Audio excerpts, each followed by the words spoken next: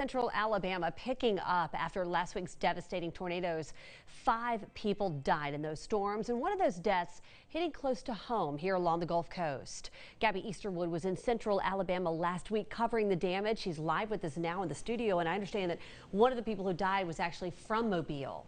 Yeah, Devin, 71-year-old James Gino, or Jimmy, was one of the victims in those devastating tornadoes that swept through Ohatchee last week.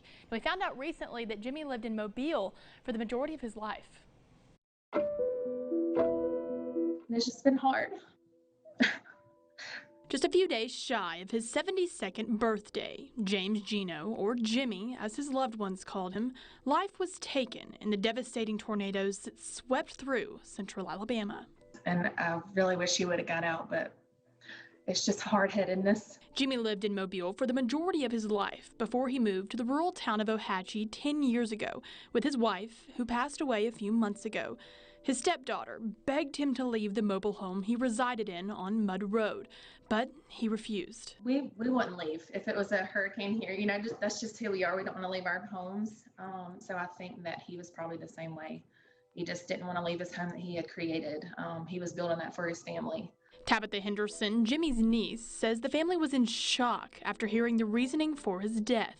We didn't know it was from the tornado. We were just thinking it was just the age, you know, like you said, he's lived his life, that was it.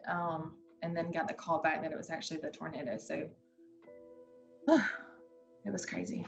Jimmy was diagnosed with polio when he was only 3 years old, but he never let it slow him down. He was still a hard worker, you know, even though he had his disability, he still got up and built and, created a family, you know. As we were in Ohatchee last week covering the devastation, little did we know we were right in front of the area where Jimmy lost his life.